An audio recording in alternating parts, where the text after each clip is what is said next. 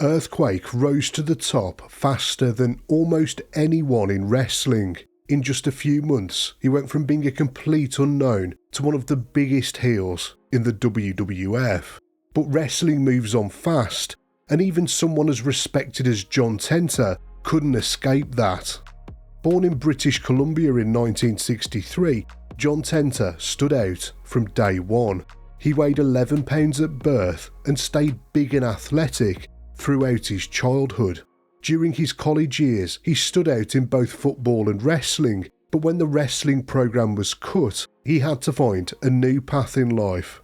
That search took him to Japan, where he became a sumo wrestler in 1985. He won all 24 of his matches in an 8-month run, but it didn't make him happy. The sumo lifestyle in Tokyo was brutal, with strict rules and total isolation, so he walked away and trained to become a pro wrestler instead. He trained under the legendary Giant Barber and wrestled in All Japan Pro Wrestling, where they nicknamed him the Canadian Comet. It was a strong start to his career, and by then Vince McMahon had taken notice. The WWF needed new main event heels, and John fit the bill perfectly. He was huge but incredibly agile for his size, and he'd already proven himself in front of big crowds in Japan. In October 1989, John made one of the most memorable debuts of the era. On an episode of Superstars of Wrestling, Dino Bravo challenged the Ultimate Warrior to a strength contest. Jimmy Hart picked a random fan from the crowd to sit on their backs as they did push-ups. As the Warrior strained through his set, John suddenly crashed down, and just like that, the Canadian Earthquake was born. Less than 2 weeks later, he debuted on pay-per-view at the Survivor Series. It was an elimination match with Randy Savage, Dino Bravo, Greg Valentine and the Canadian Earthquake against Jim Duggan, Bret Hart, Ronnie Garvin and Hercules. Earthquake dominated the match, and he alongside Savage and Bravo were the survivors. At WrestleMania 6, he beat Hercules in under 5 minutes, but it was his next feud that put him firmly in the main event. Earthquake ambushed Hulk Hogan on the Brother Love show and repeatedly crushed his ribs with giant splashes. Hogan sold the attack like his career was done, and he was stretchered out of the arena. Fans were left wondering if Hulk Hogan had finally met a force that he couldn't overcome. Through the summer of 1990, Earthquake and Hogan toured the country in a red-hot feud. They wrestled dozens of times on house shows, but the match everyone remembers was at SummerSlam. Hogan won the match by countout, which protected Earthquake and kept his aura intact, without Hogan having to take a pinfall, of course. At the 1991 Royal Rumble, Earthquake and Hogan were the final two. Earthquake dominated most of the match, but Hogan threw him out of the ring at the very end. Even in defeat, Earthquake was presented as a real threat, and in 1990 he won the Pro Wrestling Illustrated Most Hated Wrestler of the Year award.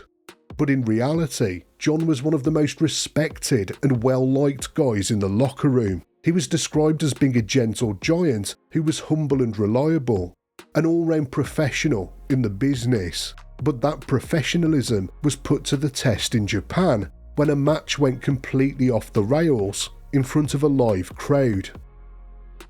It was 1991 and Earthquake was still one of the top stars in the WWF. Around that time, the Federation had a partnership with a Japanese promotion called Super World of Sports, or SWS for short.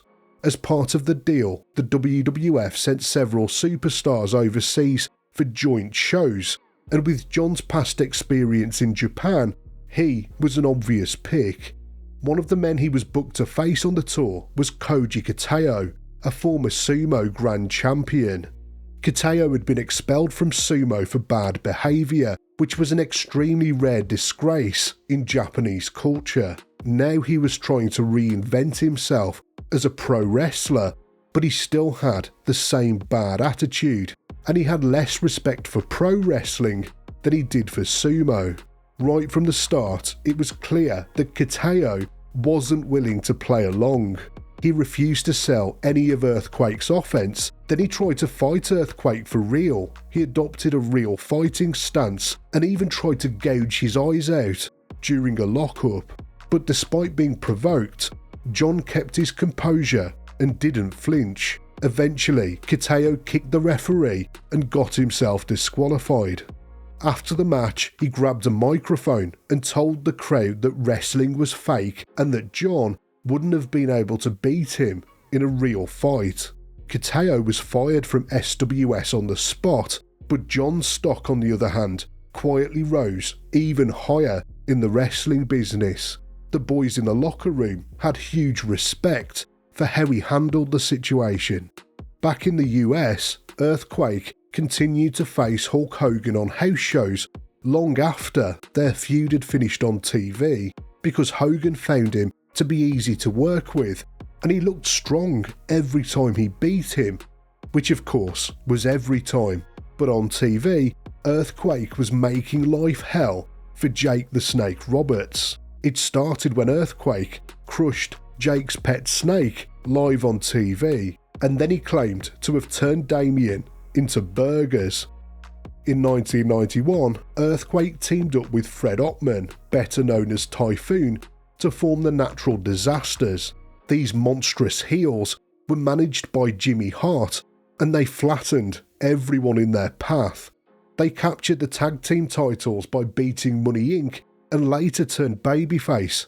Backstage, John and Fred were known as two of the easiest guys in the business to deal with. While everyone else in the locker room was living the rock and roll lifestyle at the time, they just showed up and did the work. But even while they were tag team champions, the landscape was changing in the WWF. Smaller and faster wrestlers like Bret Hart were taking over the main event, and big men were starting to feel like yesterday's news. At the 1993 Royal Rumble, Earthquake entered at number 23 and went straight for Typhoon. It looked like they were setting up for a Natural Disasters feud, but it never happened. By now, John was slipping down the card, and he was unhappy with how much he was getting paid, so after the Royal Rumble, he left the company and returned to Japan. John was having money troubles around this time, bad enough that a year later he came home and returned to the WWF, most likely just for a quick payday. He only stuck around for a few months, where he squashed Adam Bomb at WrestleMania 10, and he had a sumo match with Yokozuna on Raw, and then he vanished again. Around the same time, Hulk Hogan had jumped to WCW, and he wanted people he could trust to be around him. Earthquake and the Hulkster had worked together night after night in the WWF, and Hogan knew that John was reliable and easy to work with. And so Hogan got his old friend a spot in WCW, and for John, that contract was a godsend, what with the money troubles that he was facing at the time. He couldn't use the Earthquake name because the WWF had copyrighted it, so he was rebranded as Avalanche. At first, it looked like a second chance, but it didn't take long for things to fall apart. He was slotted into a new faction called the Three Faces of Fear, alongside Kevin Sullivan and Brutus Beefcake, who was now known as the Butcher. The group was thrown together for just one purpose: to take down Hulk Hogan.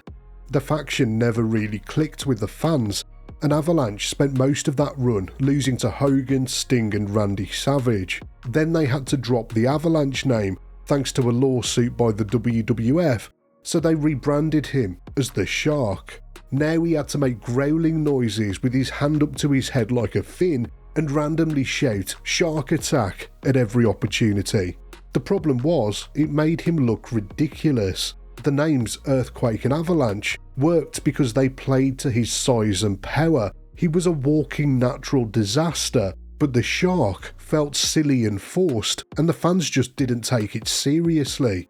And another thing they couldn't take seriously was the Dungeon of Doom. This was a faction of cartoonish villains thrown together to destroy Hulkamania, but it was totally lame.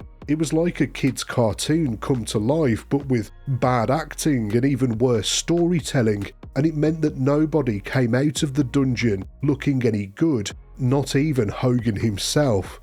But after it was all said and done, John got a chance to redeem himself on an episode of Nitro. He grabbed a microphone and said that he wasn't a shark and he wasn't an avalanche. He was John Tenta. It was a really great promo, maybe the best of his entire career, and for a moment it seemed like his career was going to have a new sense of purpose. But things were changing in WCW. It wasn't long after that Hogan turned heel and the NWO was formed, and John's big moment was forgotten. He left WCW in 1997 and stayed off the radar for over a year until May 1998, when he returned to the WWF as Golga. Wearing a leather mask and carrying a Cartman doll, he was part of the Oddities, a group of carnival misfits. It was a blessing that this embarrassing gimmick didn't last long, and by 1999 he was gone from the company once again. This would be the last time that John would be a part of mainstream wrestling. Afterwards, he stepped out of the spotlight and opened a wrestling school in Florida. John wanted to pass on his knowledge to the next generation of wrestlers, but the money just wasn't there, and within a year, the school closed down. To support his family, he took whatever work he could find, eventually settling into a job as a long-haul trucker. In 2004, he started noticing blood in his urine. He kept it quiet, not wanting to worry anyone, until it became impossible to ignore. That year, he was diagnosed with bladder cancer. He stayed strong for his wife and children throughout it all, but in June 2006, he passed away at just 42 years old. John Tenta's story is one of incredible highs and tough, thankless lows. He went from main eventing with Hulk Hogan to being saddled with some of the most humiliating and embarrassing gimmicks of the 1990s. But no matter how far he fell down the card, he was always incredibly loved and respected behind the scenes. Because when it came to doing the job and doing it well, there were few better big men in wrestling than John Tenta.